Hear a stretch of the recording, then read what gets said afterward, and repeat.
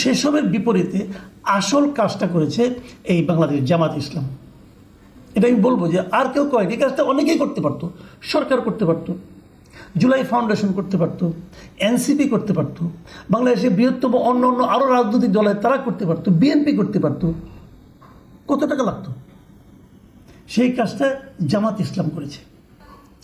প্রিয় দর্শক, আমি প্রত্যাশা করব দেশের প্রত্যেকটা রাজনৈতিক দল অন্ততপক্ষে এই কাজে জামাত ইসলামকে অনুসরণ করতে পারেন। বাংলাদেশ জামায়াতে ইসলামের একটা কাজ, যে কাজটা আমার কাছে ভালো লেগেছে, সেটা নিয়ে আজ আমি কথা বলবো।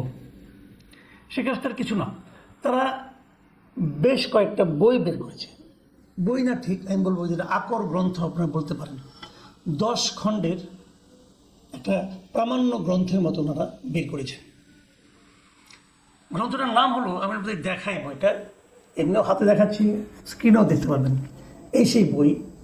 এই বইটার নাম হচ্ছে জুলাই 2024 বিপ্লবের শহীদ স্মারক, দ্বিতীয় স্বাধীনতার শহীদ যারা। এই নামে বেশ বড় আকৃতির একটা বই, আপনারা দেখতে পাচ্ছেন।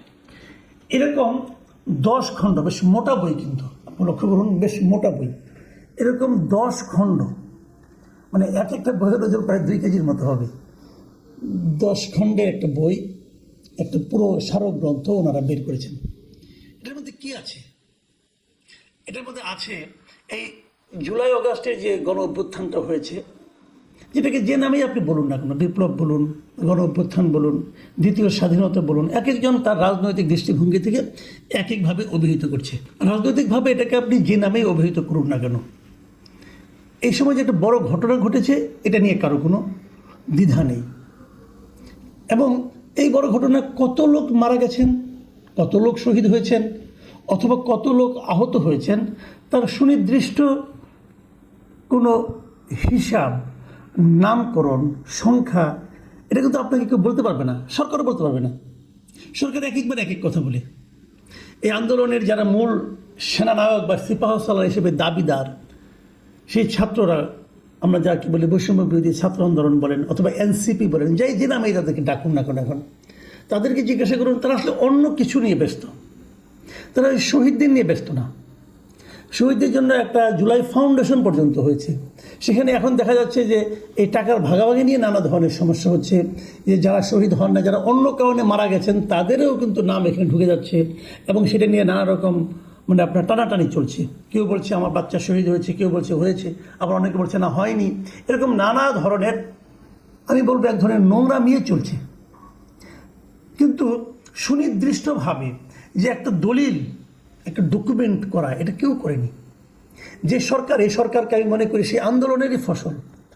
যে লোকগুলো প্রাণ হারালো, তাদের রক্তের বিনিময়ে এই সরকার উঠেছে। যারা আহত হয়েছেন, তাদের শারীরিক যে এখন যে বর্তমানে তাদের শারীরিক যে অক্ষমতা তৈরি হয়েছে, তারা যে নিজের দেহের একটা অংশকে মানে আপনার অকার্যকর করে ফেলেছেন, এই সবের বিনিময়ে কিন্তু এই সরকার এখন দায়িত্ব নিয়েছে, এবং দায়িত্ব নেওয়ার পর তারা তাদের কথা ভুলে গেছে। এখন অনেকের চিকিৎসা কিন্তু সুচিকিৎসা হয়নি। নানা ধরনের কথা শোনা যায়, বাগাড়ম্বর পূর্ণ কথা, গাল ভরা কথা, এখানে পাঠাবে, সেখানে পাঠাবে, হ্যান করবে, ত্যান করবে। এগুলো যে পরিবারগুলো একজন মানে আপনার পরিবারের উপার্জনক্ষম ব্যক্তিকে হারালেন, তাদের নিয়েও কিন্তু নানা ধরনের মানে বাক্যের মানে ফুলঝুরি ছড়ানো হয়েছে, কিন্তু তাদের কোনো লাভ হয়নি। এবং লাভ হবে কি করে? তারা তো ভালোভাবে জানেই না। সরকার একটা তালিকা প্রকাশ করেছে, সেই তালিকার সঙ্গে কার নাম কীভাবে ডিটেল কিছু পাবেন না, আপনি ওয়েবসাইটে পাবেন, একটা আমি দেখেছি। কিন্তু সেসবের বিপরীতে আসল কাজটা করেছে এই বাংলাদেশ জামাত ইসলাম। এটা আমি বলবো যে আর কেউ করেনি, এই কাজটা অনেকেই করতে পারতো। সরকার করতে পারতো, জুলাই ফাউন্ডেশন করতে পারতো, এনসিপি করতে পারতো, বাংলাদেশের বৃহত্তম অন্য অন্য আরও রাজনৈতিক দল তারা করতে পারতো, বিএনপি করতে পারতো। কত টাকা লাগতো? সেই কাজটা জামাত ইসলাম করেছে। তাদের এই বই কি আছে সেটা আপনাদের আমি একটু বলি। দেখেন, এখানে মোটামুটি 691 জনের তালিকা আছে। 691 জন শহীদের নাম ঠিকানা তালিকা আছে, এবং সেখানে বিভাগ ভিত্তিক ভাগ করে দেওয়া হয়েছে। কোন বিভাগে কয়জন? ঢাকা সিটিতে 118 জন, সিলেট বিভাগে 28 জন, ঢাকা বিভাগে 127 জন, রাজশাহী বিভাগে 55 জন, বরিশাল বিভাগে 74 জন, খুলনা বিভাগে 59 জন, চট্টগ্রাম বিভাগে 105 জন, রংপুর বিভাগে 50 জন, ময়মনসিংহ বিভাগে 75 জন, এরকম 691 জনের নাম আছে। কেবল তাই না, এখানে ম্যাপ আকারে, ম্যাপটাও আপনারা দেখতে পাবেন, সেই ম্যাপ আকারে একটা বাংলাদেশের ম্যাপ বানিয়ে দেওয়া হয়েছে, কোন জেলায় কতজন মারা গেছে তারও একটা হিসাব দেওয়া আছে এখানে। এত ডিটেলের কাজ আমি খুব আসলে কমই দেখেছি। এখানে প্রত্যেকটা শহীদের নাম ধরে ধরে সেই শহীদের পরিচিতি, যে কে সে, তার নাম কি, তার বাড়ি কোথায়, এবং তার ফ্যামিলির কে কে আছে, এবং তারপর মৃত্যুর সময় সে কী কাজ করত, কীভাবে তিনি শহীদ হলেন, কোন কাজ করতে যে শহীদ হলেন, কোথায় শহীদ হলেন, জায়গাটা, স্পটটা কী, এবং ওনার আগের ছবি এবং শহীদ হওয়ার পরের ছবি, যেখানে উনি প্রথম পাওয়া গিয়েছিল সেখানকার ছবি, অথবা হাসপাতালে আনার পর গুলিবিদ্ধ অবস্থায় অথবা যেভাবে উনি মারা গেছেন তার ছবি, এবং অনেক ক্ষেত্রে যেখানে যেখানে ডাক্তারের সার্টিফিকেট পাওয়া গেছে সেই সার্টিফিকেটের ছবি, এমনকি প্রত্যেকটা ব্যক্তির এনআইডির ছবি পর্যন্ত দিয়ে দেওয়া হয়েছে। এনআইডির ছবি দেওয়া হয়েছে কি, আপনার এনআইডি নাম্বার আছে, আপনি বলতে পারবেন না এগুলি ভুয়া কোনো কাজ।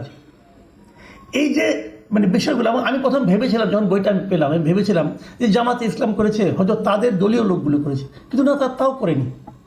এটা তাদের দলীয় কোনো ব্যাপার না, যারাই শহীদ হয়েছে, যেখানেই তারা খবর পেয়েছে তারা এটা করেছে। এত বিরাট একটা কাজ তারা কীভাবে করলো? আমি কিন্তু ওনাদেরকে জিজ্ঞাসা করেছিলাম যে কাজটা আপনারা কীভাবে করলেন। ওনারা বলেছেন সারা দেশে ওনাদের যারা কর্মী আছেন, দলের সদস্য আছেন, তাদের দ্বারা এই ইনফরমেশনগুলো তারা সংগ্রহ করেছেন, এবং করার পর তারা একাধিকবার চেক করেছেন, রিচেক করেছেন, তারপরে ওনারা এটা ছাপিয়েছেন। দেখুন, আমরা অনেক সময় বলি যে আমাদের মহান স্বাধীনতা দিবস, আমাদের স্বাধীনতা যুদ্ধের কথা বলি, মুক্তিযুদ্ধের কথা বলি, আমরা কিন্তু মুক্তিযুদ্ধের কোনো ইতিহাস এগুলো তৈরি করতে পারিনি। এর চেয়ে দুর্ভাগ্যের কিছু হতে পারে না। কতজন মুক্তিযোদ্ধা ছিল এই হিসেব নিয়েই নানা রকম ঝগড়া বিবাদ, কত কিছু ন্যাক্কারজনক ঘটনা, এবং আজকে যে আন্দোলনটা হয়েছে সেটা কিন্তু ওই কারণেই হয়েছে যে ওই হিসাবের মধ্যে কত গরমিল আছে। একজন লোক মুক্তিযুদ্ধ করে, মুক্তিযুদ্ধের সময় তো জন্মও হয়নি, সে লোক মুক্তিযোদ্ধা হয়ে গেছে, এরকম ঘটনা আমরা দেখেছি। তো তার বিপরীতে এরকম একটা তালিকা করতে পারাটা আমি মনে করি একটা বড় কাজ। আমাদের মুক্তিযুদ্ধের সময় একটা মাত্র বড় কাজ হয়েছে এক মুক্তিযুদ্ধকে নিয়ে, সেটা হলো মুক্তিযুদ্ধের দলিলপত্র। আমাদের একটা দলিলপত্র সংগ্রহ করা হয়েছে, বিশাল একটা দলিলপত্র, এটা হাসান হাফিজুর রহমানের সম্পাদনা, ওনার তত্ত্বাবধানে একটা বিশাল দলিলপত্র সংগ্রহ করা হয়েছে। সেটা একটা বড় কাজ, কিন্তু এছাড়া আর কোনো নাই। আমাদের স্বাধীনতা যুদ্ধে শহীদ কত হয়েছে, 30 লাখ না কত লাখ, এটা নিয়ে নানা ধরনের প্রশ্ন আছে। কতজন নারী সম্ভ্রম দিয়েছেন তার হিসাব নিয়েও নানা ধরনের কিন্তু বিতর্ক আছে। জামাতে ইসলাম একটা বেসিক কাজ আমি মনে করে ফেলেছে, এবং জামাতে ইসলামী জানিয়েছেন যে ওনাদের কিন্তু যে 691 জনের যে তালিকা, এটাই কিন্তু শেষ তালিকা নয়।